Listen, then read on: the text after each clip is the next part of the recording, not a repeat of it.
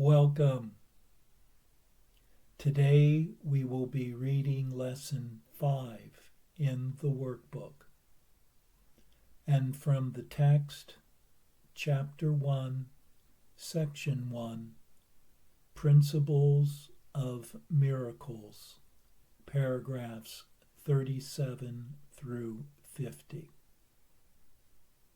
And now for Lesson 5.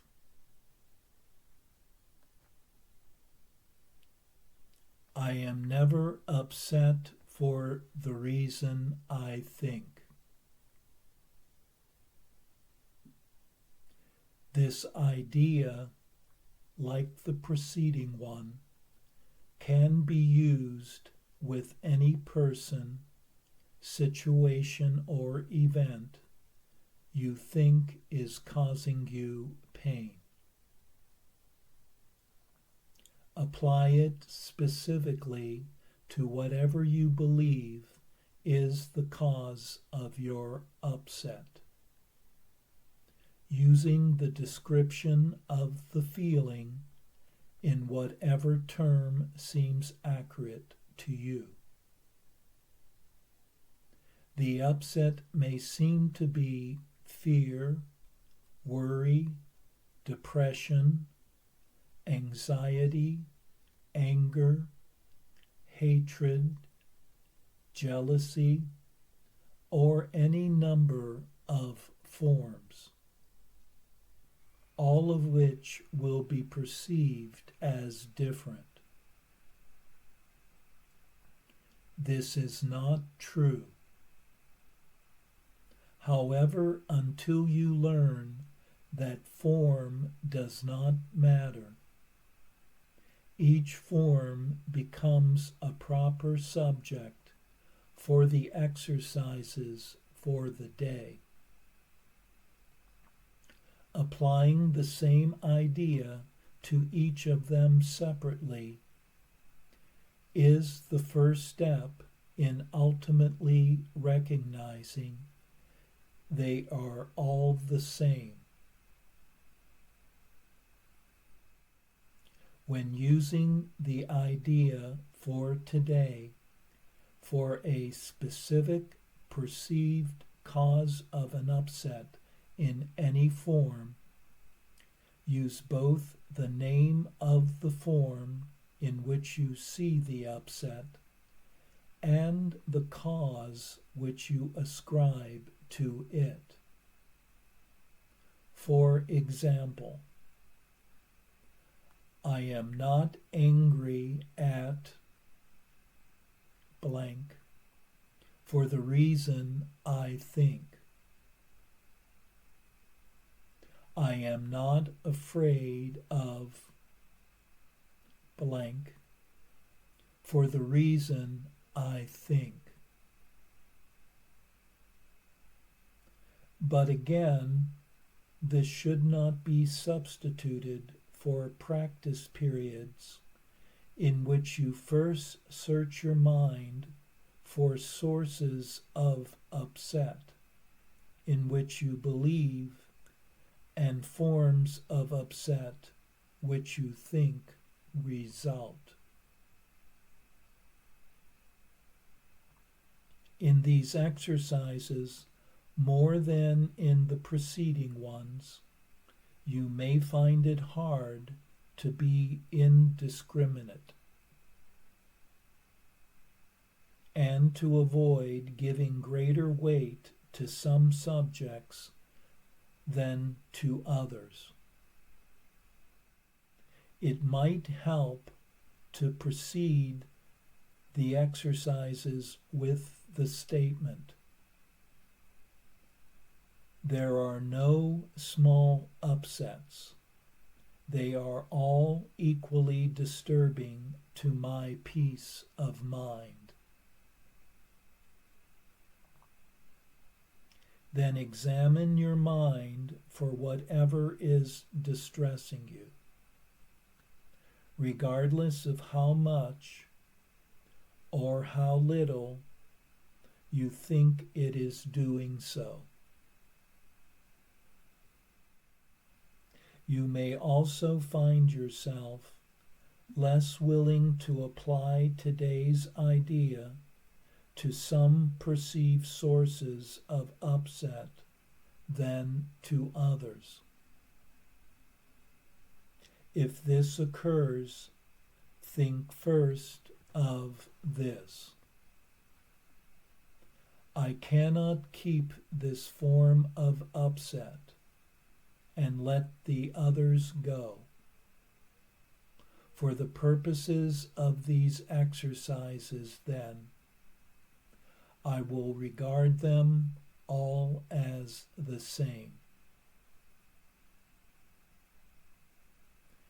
Then search your mind for no more than a minute or so, and try to identify a number of different forms of upset that are disturbing you, regardless of the relative importance you may give them. Apply the idea for today to each of them, using the name of both the source of the upset as you perceive it, and of the feeling as you experience it. Further examples are: I am not worried about blank for the reason I think. I am not depressed about blank for the reason I think. 3 or 4 times during the day is enough.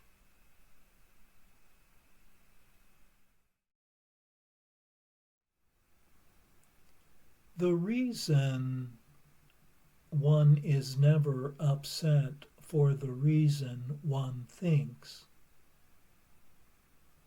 is because one believes the reasons are numerous, all different, occurring outside oneself, rather than for being the same reason occurring inside oneself. If the reason for one's upsets were for different reasons, then different solutions would be required for each one of them. But if the reason for being upset were for the same reason, then the correction would be the same and equally applicable to each situation. Therefore, there would be no order of difficulty in correcting any of them, which is the first principle of the 50 principles of miracles in the text. Thus, this lesson is teaching one that one is being misguided by focusing on the form the upset takes, while overlooking the content in the mind.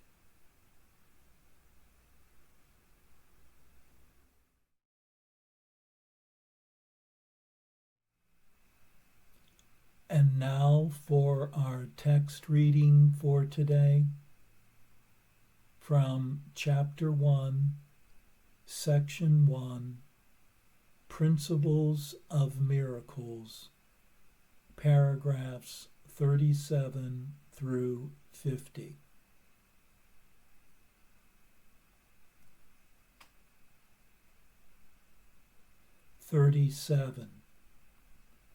A miracle is a correction introduced into false thinking by me. It acts as a catalyst, breaking up erroneous perception and reorganizing it properly. This places you under the atonement principle, where perception is healed. Until this has occurred, knowledge of the divine order is impossible.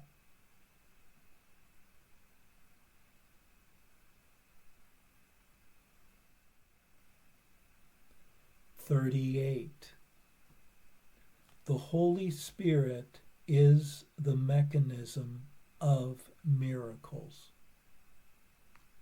He recognizes both God's creations and your illusions. He separates the true from the false by his ability to perceive totally rather than selectively.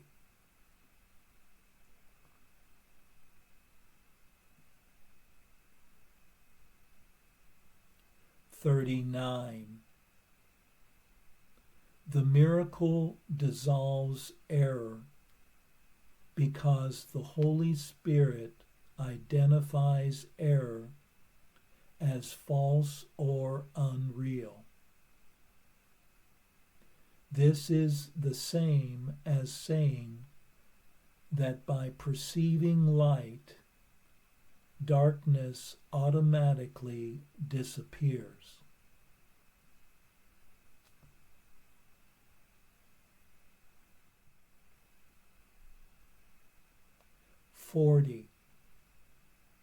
The miracle acknowledges everyone as your brother and mine.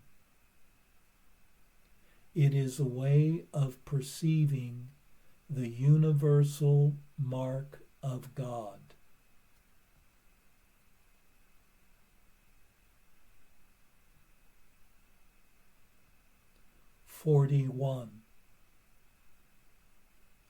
Wholeness is the perceptual content of miracles. They thus correct or atone for the faulty perception of lack.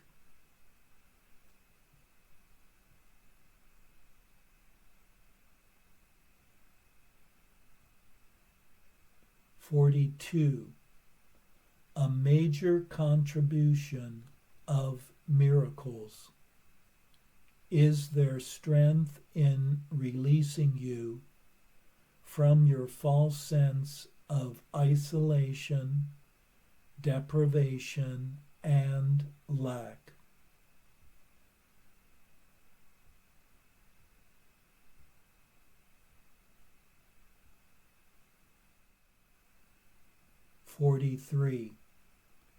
Miracles arise from a miraculous state of mind, or a state of miracle readiness.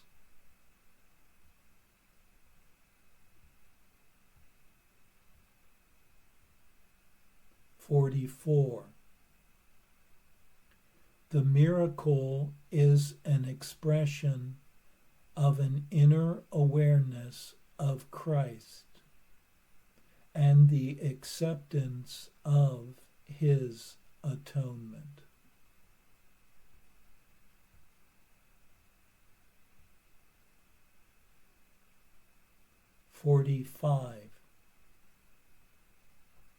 A miracle miracle is never lost. It may touch many people you have not even met and produce undreamed of changes in situations of which you are not even aware.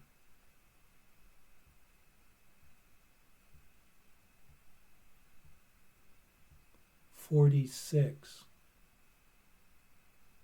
The Holy Spirit is the highest communication medium.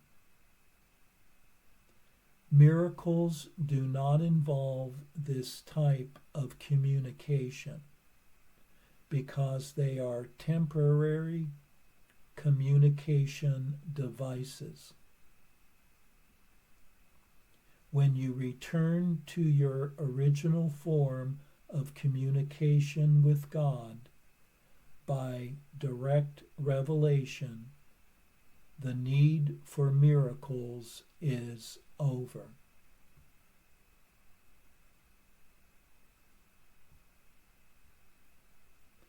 "47. The miracle is a learning device that lessens the need for time. It establishes an out-of-pattern time interval, not under the usual laws of time. In this sense, it is timeless."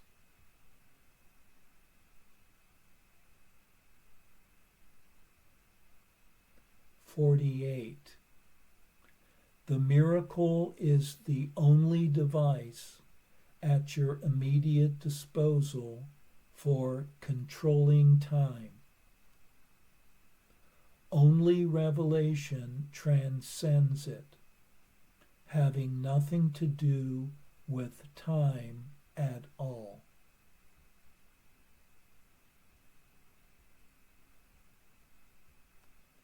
49. The miracle makes no distinction among degrees of misperception. It is a device for perception correction, effective quite apart from either the degree or the direction of the error. This is its true indiscriminateness.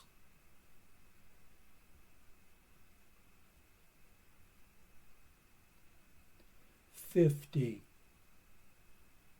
The miracle compares what you have made with creation, accepting what is in accord with it as true, and rejecting what is out of accord as false.